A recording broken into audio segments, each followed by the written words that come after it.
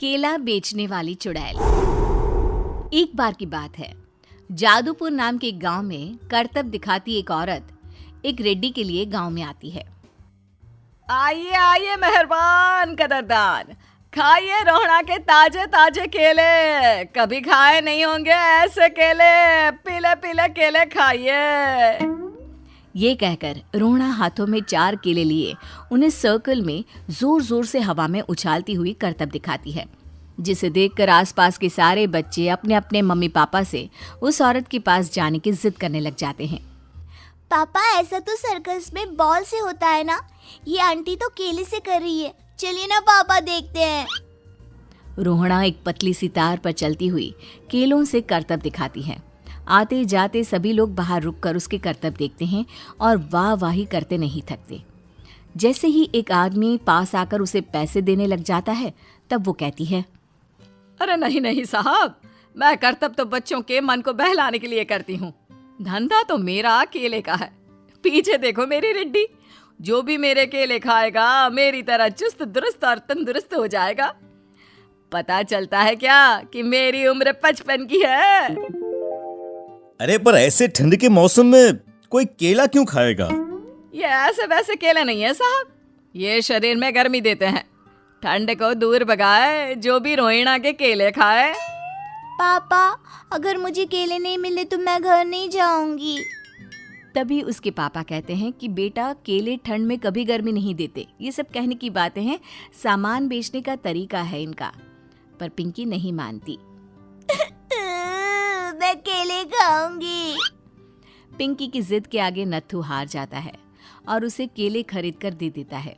पिंकी खुश होकर केले घर ले आकर खाती है। अब मैं भी करतब करूंगी, कितना मजा आएगा। जादुई केले। पिंकी पहला केला खत्म भी नहीं करती कि वो बेहोश हो जाती है। दूसरे केले से एक काला धुआं आता है और रोहड़ा चुड़ैल बनकर बाहर निकल आती है। मेरे भूतिया केले बच्चे न खाए, ऐसा हो ही नहीं सकता। जादूपुर वालों, कब तक बचोगे? आ गई हूं मैं रोहड़ा, जिसका कोई नहीं कर सकता सामना। रोहड़ा पिंकी को गोद में उठाकर काले धुएं में कहीं गायब हो जाती है।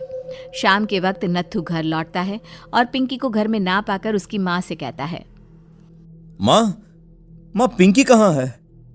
अरे बेटा, उसे तो तू सुबह करतब दिखाने ले गया था ना, फिर कहाँ वापस आए तुम दोनों? मुझे लगा तू उसे अपने साथ मंडी ले गया होगा।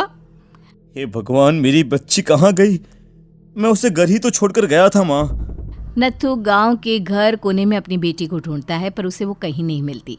परेशान होकर आखिर रो रो कर नत्थू हिम्मत हार कर घर लौट आता है। अगली सुबह रोहड़ा फिर से करतब दिखाने आती है और इस बार पिंकी की तरह रोनी केले खरीद लेता है। 50 रुपए दिए थे पापा ने, सारे पैसों की मैंने केले खरीद लिए हैं। अब मैं भी आंटी की तरह ही करतबबाज बन जाऊंगा। यही सोचते हुए रोनी केले खाता है और पहला अकेला केला आधा खत्म भी नहीं करता कि चुड़ैल उसके सामने आ जाती है। मेरे साथ चलने का समय आ गया है रोनी। ये तो बस शुरुआत है। अब इस गांव के सारे बच्चे धीरे धीरे मेरे कब्जे में होंगे, एक बच्चा भी नहीं बचेगा। ये कहकर रोना रोनी को गोद में लेकर काले धुएं में अदृश्य हो जाती है। इसके बाद हर रोज गांव में से कोई ना कोई बच्चा गायब होता, पर ऐसा क्यों हो रहा है किसी को भी समझ में नहीं आ पा रहा था। रोज की तरह अपनी बेटी पिंकी की तलाश में नत्थू गांव के एक तालाब के पास बैठा रो रहा था। कहाँ गई मेरी पिंकी? शकुंतला के जाने के बाद एक वही तो मेरा सहारा थी। अरे उसकी आत्मा कोस रही होगी मुझे कि मैं अपनी बच्ची को संभाल भी नहीं पाया। नत्थू ये कहता हुआ रो ही रहा था कि तभी तालाब में से उसे शकुंतला की आवाज सुनाई देती है। कहाँ थी तुम शकुंतला? हमारी बच्ची और सारे गायब हुए बच्चे रोहड़ा के कब्जे में हैं। वो बच्चों को जो केले देती है उससे बच्चे बेहोश हो जाते हैं और उसके कब्जे में आ जाते हैं और वो उन्हें ले जाकर काली दुनिया में ले जाती है। पर वो ऐसा क्यों कर रही है? ये मैं नहीं जानती, पर उस दुनिया का रास्ता मैं आपको बता सकती हूँ। जहां ये नदी खत्म होती है वहां एक केले का पेड़ है, उसके नीचे एक दरवाजा है, वहीं से रास्ता जाता है उस दुनिया का। ये कहकर शकुंतला की आत्मा गायब हो जाती है। गांव के सभी लोग झुंड बनाकर उसी रास्ते से काली दुनिया में चले जाते हैं और वहां देखते हैं कि सारे बच्चे वहां काम कर रहे थे। पापा मुझे ले चलो यहाँ से। पापा पापा।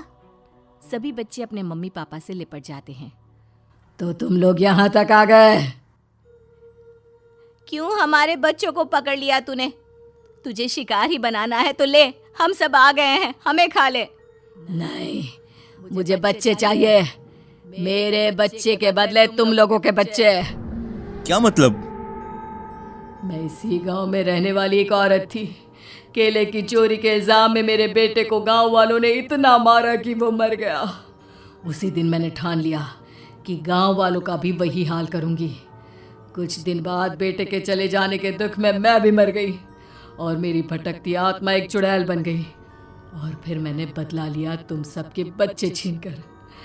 बर्दाश्त नहीं कर पाए ना? सोचो मुझ पर क्या बीती होगी।